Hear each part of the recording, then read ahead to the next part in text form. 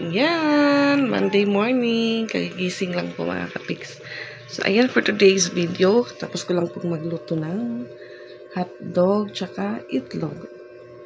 So, ayan mga kapiks, breakfast muna tayo. Sabayan ko po yung mga bata dahil aalis na naman po ako mamaya, punta ng hospital para magbantay kay kuya. So, ayan. Hindi pa ako nagtimpla ng kape mga kapiks. Plain water lang po muna tayo. Maligam-gam po ito. So, yung ano po namin, bahaw yung aming kanin dahil napadami po yung saing ni Isra kagabi. Tapos, yun nga ako kahapon Sunday. Before pa ako umalis, nagsaing po muna ako. Mga alas 8 na ako nakaalis dito. At so, yan nga po mga kapiks. Thanks God. Nakompleto din po yung ano ni Kuya, CT scan. So, kahapon, nagpa-screenshot po kami. So, kailangan niya pong uminom naman po ng Delcolax para malinis po yung ano niya sa loob ng tiyan niya.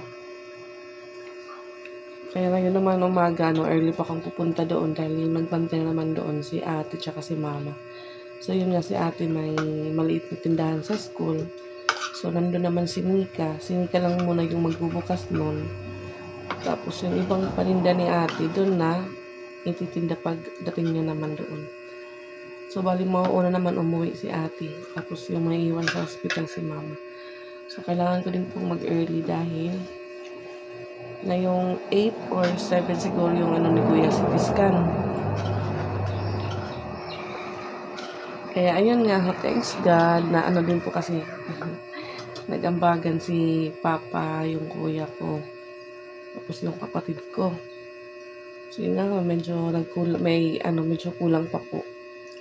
Thank you po sa nag-ambag din po ulit. God bless po sa'yo. Nag-bless tayo. Kaya po yung kain ko. Nikita.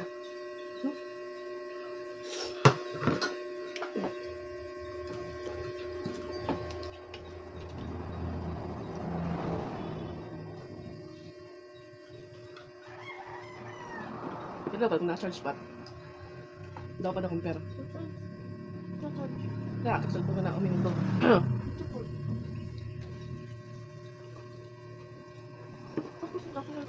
Ano na po, alas 5, 54. Ang pwede taksi pagkakuhan? Ay, nagsain pa ako ng bago para meron po silang mabaon na bagong kanin.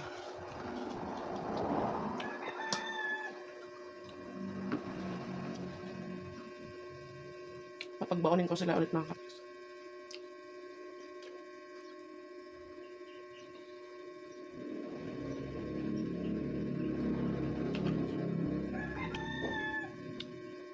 Minsan lang po ako kumain ng kanin sa umaga. Kumain lang po ako ngayon kasi medyo madami pa po yung bahaw. Hinati-hati po namin 3.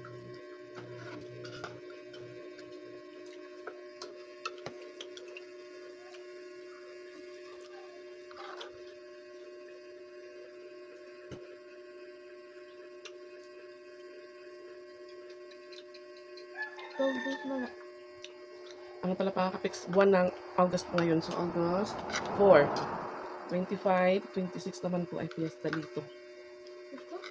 Fiesta po dito sa Manlarit. Patron.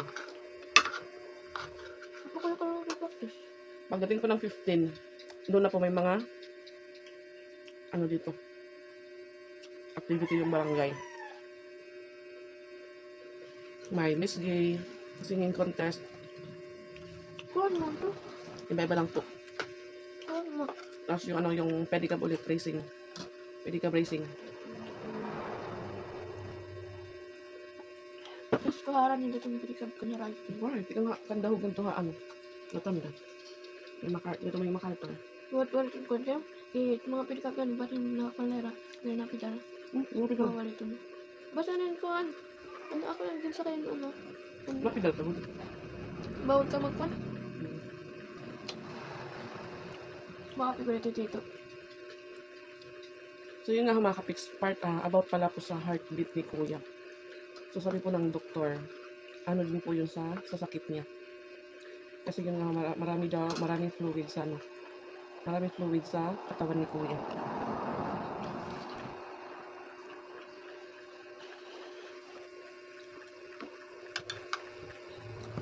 Pero ano na po mga kapiks, bawas-bawasan na po yung pamamanas ni kuya.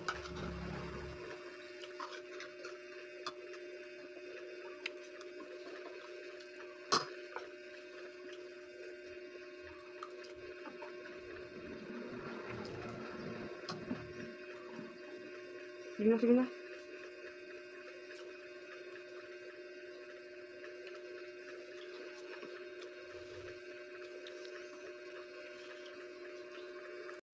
Natapos din po tayong kumain. So si Patpat tapos na din po. Nagano naman siya sa ano niya, tumbler. So yun nga ako kahapon mga kapiks. Nilipat na pala si kuya sa ward. Yung problema is nasa semi-private na naman po kami. Baka na naman po mabot yung bill ni kuya ng ano, 10K or 9K ba. Kasi before yun nga yung bill po namin. Umabot po ng 59K. So medyo malaki po yung bawas sa PhilHealth ni kuya, 50K. So may balance pa po na 90K, 9K. So doon po kami medyo natagalan makauwi. Umaga pa po kami na ano na pwede na kami lumabas. Yung problema po is yung bill, di pa po namin noon nabayaran. So yun nga ho, iba naman po yung nagbantay nung isang gabi. So si ate yung nagbantay. Sabi niya, nilipat na daw kami ng room. Sabi ko, hala. Sabi niya, nasa semi-private na naman kami. So sabi ko, 2 das. Sabi ko, ba't na naman kayo nandyan? Sabi ni ate, iwan ko kasi sabi daw naman ng nurse, wala naman daw bayad. Sabi ko, hindi mo yan masasabi ate na talaga na walang bayad. Kasi last time na ma-admit si kuya, yan din po yung sabi sa akin na wala daw bayad or ano lang, kasi ward lang daw yan. Sabi ko, hindi ate, kasi yun nga, may aircon na naman. Baka sa kahuli-hulian, doon naman po tayo magkayamukat.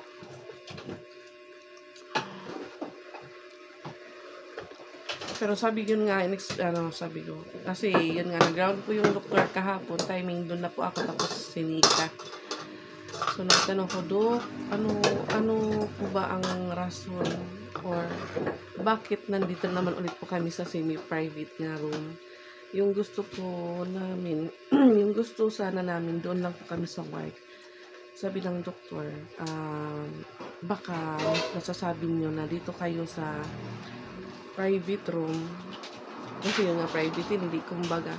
Yung pasyente kasi hindi siya pwedeng ihalubilo sa madaming pasyente dahil si kuya, mga kapiks, mabilis lang siyang madapuan ng sakit. Dahil, yun nga ho, mababa po yung immune system ni kuya. Bawal po siya lapitan kung may sipon or medyo masama po yung pakiramdam. Kaya si Kuya Rico, mga kapiks, may ano kasi siya, may trangkaso. Kaya ayun, hindi pa po nawawala. Kaya hindi pa po siya pwedeng magbantay kay kuya. So okay po yung kwarto, may 2 bed na naman. Tapos pero yung lababo niya po, sira na. Yung before ka po pumasok sa kwarto, isang lababo. Tapos pag doon na po sa kwarto naman, isang lababo. So, yung dalawang lababo sira.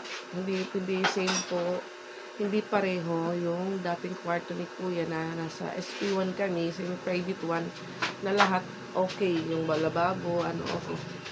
So, ngayon, yung ginagamit po namin, doon po kami sa loob ng CR. At yun nga, doon pa ako sa GNF kagabi. Inutusan pa ko ni Nika na bumili dahil may natira pa pong 500 sa wallet ni kuya. Timing wala na po siyang vitamins, yung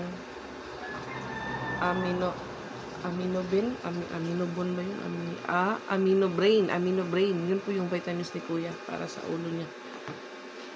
Tapos sabi niya, Jib, isabay mo ako ng prutas. So ano yung gusto mong prutas kuya? Sabi niya, kahit ano yung pwede sa akin. So, timing po, yung hinahanap ko po is yung green apple. Yung problema is walang stock po sa G&F.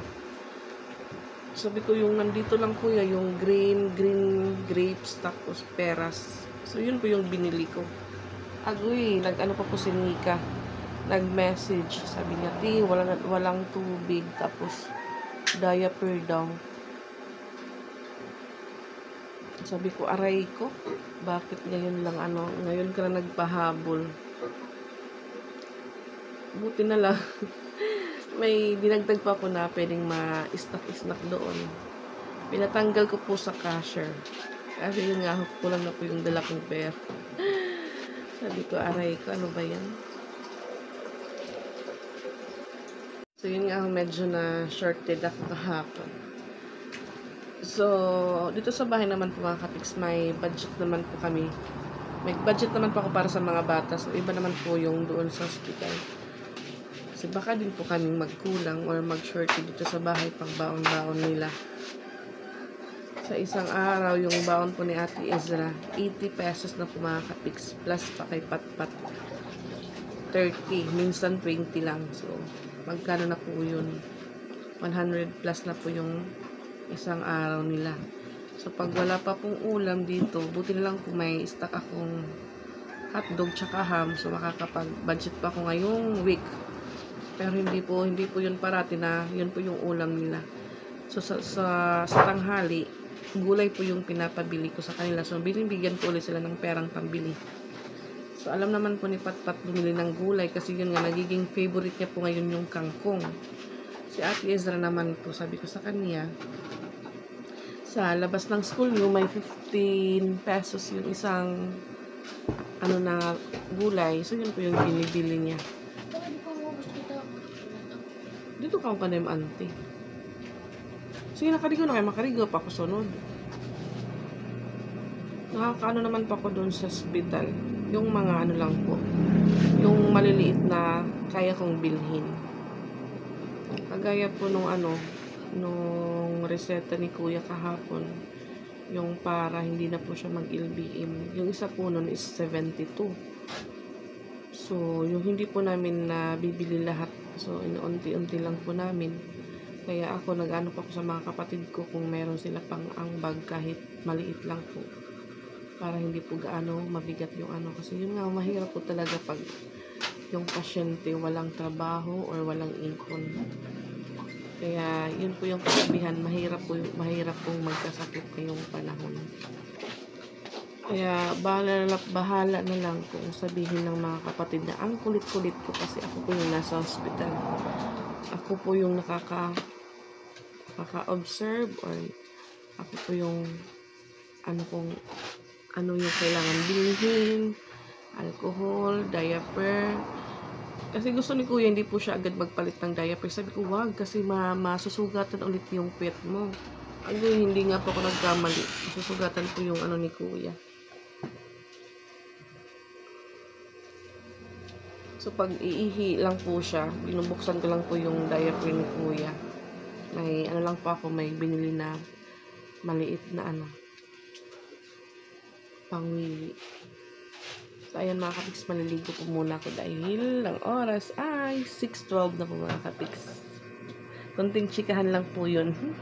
Ayan, alis na po kami ng mga bata. So, hindi po sabay si Piang sa amin dahil kasama si Rose Ann sa school. Kaya kaming tatlo lang po. So, hintayin po muna namin makasakay si Ate Ezra ng tricycle before naman po kami pumunta ng Bustanis ni Patpat. Good morning, Pat. Mainit. Si Ate Ezra hindi pa po nakarating sa school. Tagaktak na po yung pawis. Ano po yung oras mga kapik? 7:23 na.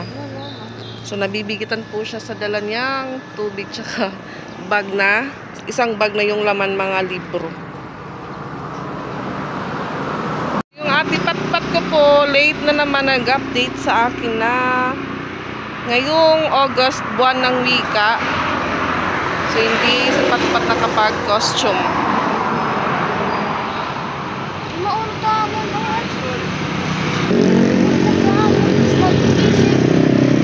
Masikip daw yung damit kay Ate Patpat. Baka daw masira. So kasi yung yung damit ni Piang, yung kay Chrislyn pa po yun. Yung binili po before ni Ate Wal, hindi naman po natapon. Naitabi, kaya ngayon si Piang may nagagamit. Kasi yung kay Ate Ezra naman, Masikip na talaga yung kay Patpat. Sabi ko sa kanya, sa susunod na lang, medyo nabibisi pa tayo ngayon sa ano, sa angkol nila. Yan, sumakay po kami ng pedicab ni Patpat. Dahil walang kasabay po si Ate Ezra. Pat? Sa school na po tayo, sa school, ha? Ano, tiya? Sa? Yan, Pat.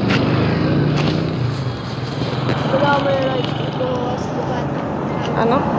I-rate to sa Rakyan, i-rate to service. Okay na yan. Doon po tayo sa ano? Pedestrian line.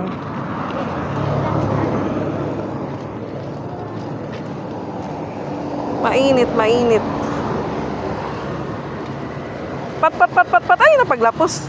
Pedestrian line. Arayo pa yun. Magkandarat nga pa siya sa project.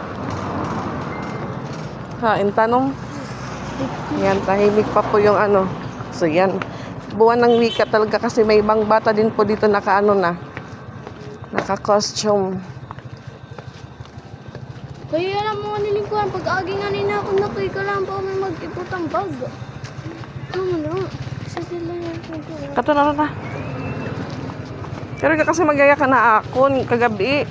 Tapos kayo, waray na kaya to. Kaya gising na itong bado ni ating yung gihapon. Mads, pag dinuko, Mads, di ka makita ito minagian. Wala pa yati? Ayan, meron na po siya dito ng juice tsaka mangga. Yan po si Nika. Umaligo ka na katikain ka. Alis pala ngayon si Nika kaya hindi siya makakasama sa ano, sa hospital mga kapiks. Doon na po si Mikay. Kumarigo na yung Mikay, ibuburo-bunot man yung Mikay. Mikay! Ang ganda po ng ano, costume ng kaklase ni Patpat. Bless Mama Jiba. God bless. Ang ganda po ng costume ni Chloe. Pusot yung ba doon, Zay? Nag-rent ka? Aw. Waray pa dyan. Kaya waray kasi nagya kaniya akon. Kagabi na o kanina na nga aga. Natawa kalapat. Nga kuhaan nga. Ano niti? Ay, wala pa ko siya sa sarili. Waray ka na 20. Kunting chikahan po muna mga kapiks dahil nagpabuklagin po ako ng Maxim. Ayan si Ate Lani. Waiting po siya kay ate dahil may kukuhain siyang ano. 50 pesos, Jeris.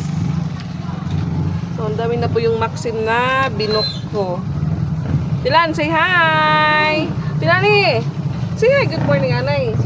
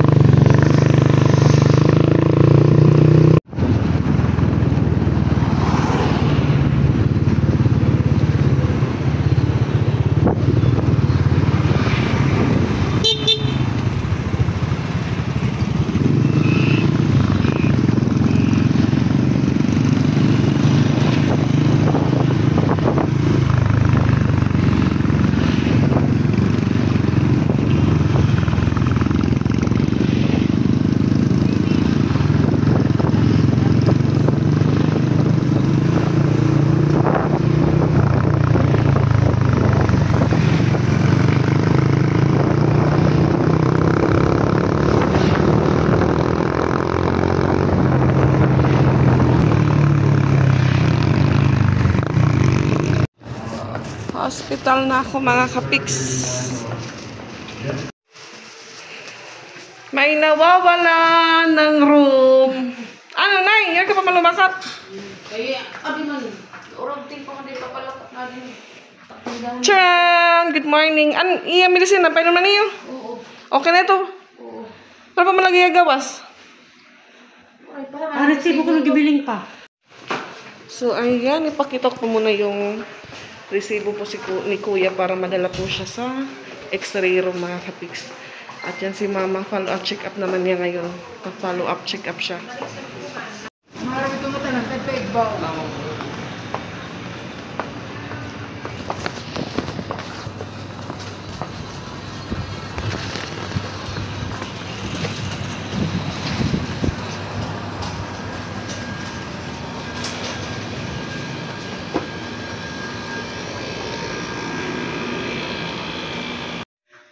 Yan mga kapiks, nakabalik na po kami dito sa room ni Kuya. Inabutan po kami ng 1 oras doon sa sa x-ray. Then natagalan din po siyang i-CT scan dahil may mga nauna pa pong pasyente sa kanya.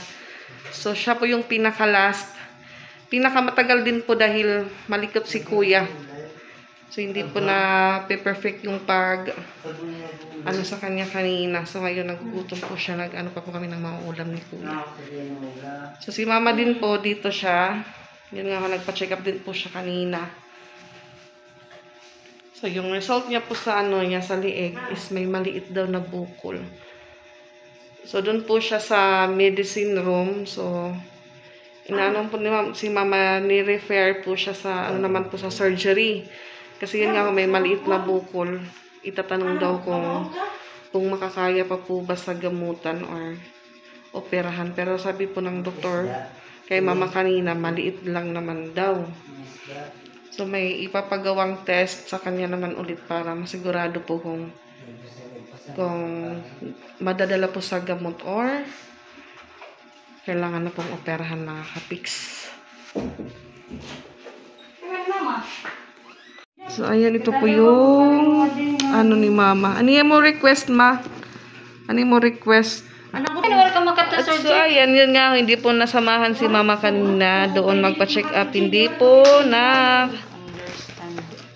yung check up ni Mama. So, ayan, may bagong request ulit po siya ng FT3, FT4, TSH naman. So, pero may mga resulta po siya dito. Latest po ito, mga kapiks, 7/31.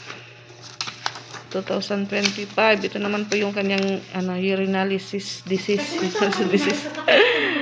Ayan, ito po yung ultrasound ni Mama sa kanyang leeg, mga kapiks. At ito po yung resulta niya,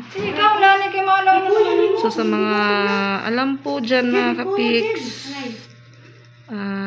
sabihan niyo lang po kami kung ano yung ibig sabihin nito, Charis. Thank you.